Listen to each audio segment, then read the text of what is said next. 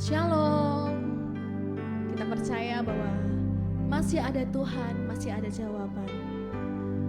Mari kita jangan khawatir, kita masuk dalam hadirat-Nya yang kudus. Gelapkan jalan di hidupmu, telah putus harapan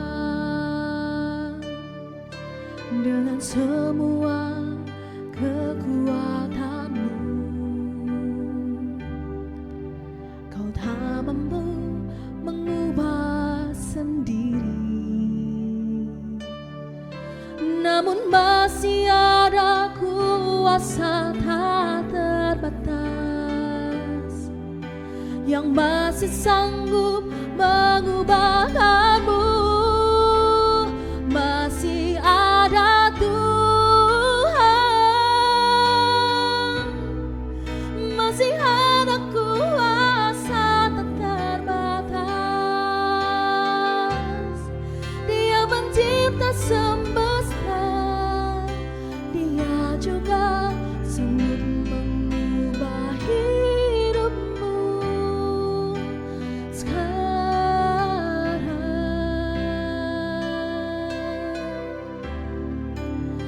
Masih ada Tuhan.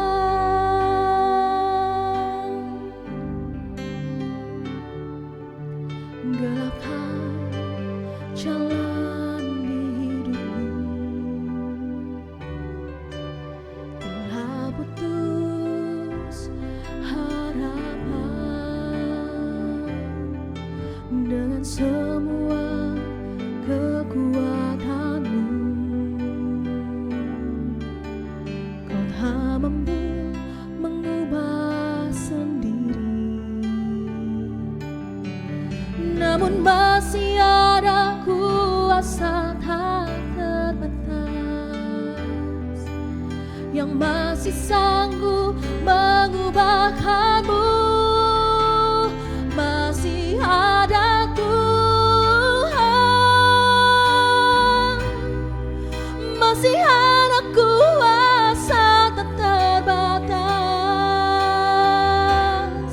Dia mencipta semesta, Dia juga sanggup mengubah hidupmu sekarang.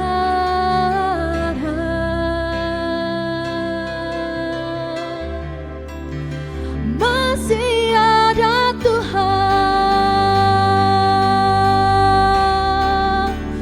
masih ada Tuhan, masih ada kuasa tak terbatas. Dia pencipta semesta, Dia juga sanggup mengubah hidupmu sekarang.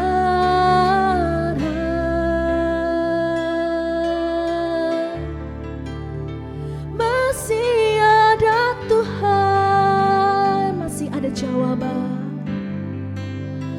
Masih ada jawaban, masih ada Tuhan, masih ada Tuhan. Sungguh kami percaya masih ada Engkau di pihak kami, masih ada jawaban. Haleluya, terima kasih Tuhan, terima kasih Bapa.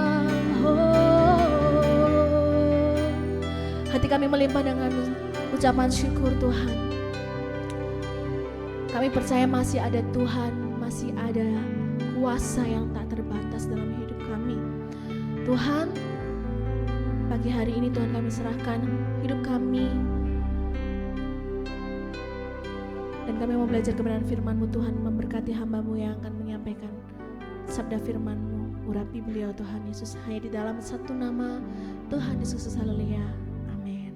Shalom Bapak Ibu Saudara sekalian, selamat pagi. Saya percaya keadaan Bapak Ibu Saudara sekalian dalam keadaan baik-baik dan dalam pemeliharaan Tuhan. Masih dengan tema yang sama, yaitu tanda-tanda akhir atau tanda-tanda akhir zaman. Tapi kalau saya hari ini boleh memberi judul yaitu tanda-tanda akhir zaman, kasih manusia menjadi dingin. Matius 24 ayat 12 di sana dikatakan, karena makin bertambahnya kedurhakaan maka kasih kebanyakan orang akan menjadi dingin. Bapak Ibu Saudara, ayat ini adalah berbicara tentang tanda-tanda akhir zaman. Bagaimana Yesus yang menyampaikan tanda-tanda akhir zaman banyak kedurhakaan dan kasih manusia menjadi dingin. Kedurhakaan sendiri seringkali senantiasa sering ada di dalam tanda-tanda akhir ini Bapak Ibu Saudara. Dan kedurhakaan juga memakai kata anomias dalam bahasa Yunani yang berarti kondisi di mana hilangnya suatu hukum yang terjadi, banyak tindakan kejahatan dan kefasikan di dalamnya. Dan ini kondisi yang sering terjadi di akhir-akhir zaman adalah hilangnya hukum Bapak Ibu, dan seperti kedurhakaan di mana-mana. Anak melawan orang tua dan murid melawan guru itu sering terjadi Bapak Ibu. Jadi kedurhakaan terjadi di mana-mana di akhir-akhir ini Bapak Ibu. Contoh seorang guru menegur muridnya, tiba-tiba mereka berkelahi. Ada beberapa tidak ada rasa hormat, tetapi yang ada adalah rasa durhaka Bapak Ibu. Karena itu kita harus hati-hati. Mereka membenarkan apa yang salah dibenarkan, yang benar disalahkan Bapak Ibu. Dan itu semua sudah tercatat di kitab suci bahwa memang penggenapan itu terjadi hari-hari ini. Orang mencari keuntungannya sendiri. Orang melakukan hal yang tidak benar dan mereka keluar dari hukum. Dalam Yesaya 5 ayat 20, celakalah mereka yang menyebut kejahatan itu baik dan kebaikan itu jahat, yang mengubah kegelapan menjadi terang dan terang menjadi kegelapan, dan mengubah pahit menjadi manis dan manis menjadi pahit. Bukankah hari-hari ini itu yang terjadi Bapak Ibu? Kejahatan di mana-mana dan yang benar disalahkan, yang salah dibenarkan. Karena itu kita harus berhati-hati Bapak Ibu, bahwa hari-hari ini sudah masuk di akhir-akhir zaman dan kasih kebanyakan kita menjadi dingin. Apa saja penyebab kasih kita bisa menjadi dingin? Yang pertama adalah kita mengizinkan kekecewaan itu ada di dalam hati kita. Jadi kasih kita bisa menjadi dingin adalah ketika kita mengizinkan kekecewaan itu untuk terus ada dan masuk dalam hati kita Bapak Ibu. Apa sih penyebab kecewa? Keadaan yang sebenarnya tidak kita pingin terjadi dalam hidup kita, atau suatu keadaan yang pengen kita terjadi padahal itu tidak terjadi. Jadi kecewa adalah ekspektasi yang terlalu tinggi oleh suatu keadaan Bapak Ibu. Bahkan kita terlalu banyak berharap kepada manusia, karena manusia itu mengecewakan kita Bapak Ibu. Maka kita harus berharap kepada Tuhan sehingga kita tidak kecewa. Terlalu banyak orang yang membuat kita kecewa Bapak Ibu, dan seringkali anak-anak Tuhan jatuh dan kecewa kepada hamba-hamba Tuhan, kepada pelayan-pelayan Tuhan, kecewa kepada pasangan, karena ekspektasinya berharap kepada manusia. Maka yang kita dapat lakukan, kita jangan berharap kepada manusia sehingga kita tidak kecewa. Kalau kita mau berharap, berharaplah kepada Tuhan, maka kita tidak akan pernah kecewa. Yohanes 16 ayat 1 di sana dikatakan, semuanya ini kukatakan kepadamu supaya kamu jangan kecewa dan menolak aku. Jadi kekecewaan itu hal yang sangat mengerikan Bapak Ibu, di mana kecewa bisa membuat kita menolak Tuhan. Dari ayat ini kita belajar bahwa kekecewaan membuat hati kita kotor, hati kita hancur, bahkan hati kita penuh dengan sakit hati dan kekecewaan. Maka Tuhan Yesus bilang, semuanya ini kukatakan kepadamu supaya kamu jangan kecewa dan menolak aku. Saudara-saudara, jangan sampai hati kita hari-hari ini apa yang kita alami, keadaan, yang kondisi yang kita alami membuat kita kecewa dan menolak Tuhan Bapak Ibu. Bahkan semua yang boleh terjadi dalam hidup kita itu penyertaan Tuhan ada di dalamnya. Dan harus kita maknai bahwa Tuhan tetap baik di dalam situasi dan kondisi yang boleh terjadi dalam hidup kita. Bahkan orang-orang yang boleh datang dalam hidup kita yang seringkali mengecewakan kita, tapi sikap kita harus mengampuni Bapak Ibu. Ketika kita dikecewakan, kita harus mengampuni. Bukan sakit hati boleh, tapi jangan lama-lama Bapak Ibu. Ketika kita memiliki sakit hati, cepat rekonsiliasi kepada Tuhan, maka kesembuhan terjadi di dalam hati kita. Maka kekecewaan tidak akan tinggal diam dalam hati kita. Dan ketika kekecewaan tidak tinggal diam dalam hati kita, maka kita menerima kesembuhan dan kasih kita tidak akan pernah dingin. Kapan sih kita bisa menjadi dingin? Jelas dikatakan bahwa ketika kekecewaan itu ada dan kita izinkan ada di dalam hati kita. Bapak, Ibu, dan Saudara lagi kecewa dengan sesamamu, dengan hamba Tuhan, dengan pelayan Tuhan, dengan pasanganmu. Aku berdoa hari ini biarlah setiap yang mendengarkan video ini di dalam nama Tuhan Yesus tidak ada kekecewaan di hati Bapak Ibu Saudara, dan Bapak Ibu Saudara terlepas oleh yang namanya sakit hati dan kekecewaan, sehingga kasih kita terus berapi-api dan ada di dalam Tuhan dan tidak akan pernah dingin. Yang kedua, kenapa sih kasih kita bisa menjadi dingin? Yang kedua, ketika kita tidak tinggal dalam persekutuan orang percaya Bapak Ibu. Ibrani 10 ayat 25 di sana dikatakan, janganlah kamu menjauhkan diri dari pertemuan-pertemuan ibadah kita seperti kebiasaan orang beberapa orang, tetapi marilah kita saling menasihati dan semakin giat melakukan menjelang hari Tuhan yang mendekat.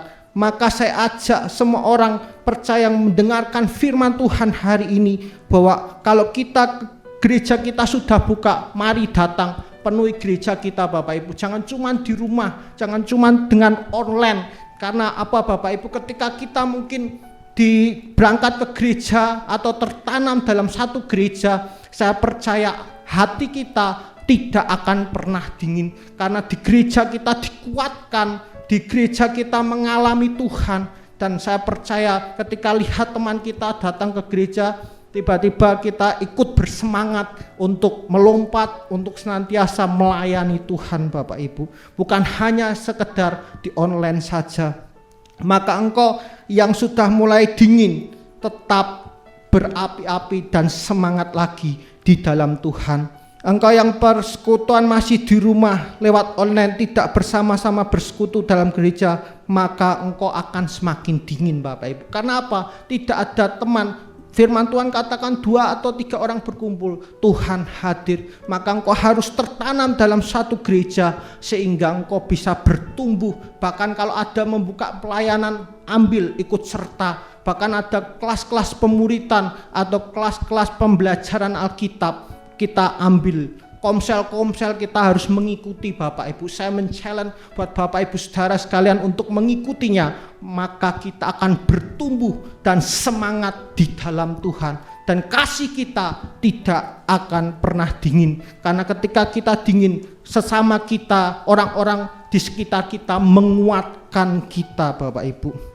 Bersekutu orang percaya, ada komsel-komsel pelayanan, yuk ikut serta bersama, kita bergabung di situ sehingga kita bertumbuh dan tidak akan pernah senantiasa padam api kita. Memiliki komunitas yang mendukung kita, saling menguatkan kita, saling mendoakan kita, dan saya percaya kasih kita tidak akan pernah dingin. Kesimpulannya adalah penyebab kasih kita bisa menjadi dingin adalah ketika kita izinkan kekecewaan itu masuk dalam hati kita. Yang kedua, ketika kita tidak tinggal dalam persekutuan orang percaya, maka kasih kita akan menjadi dingin.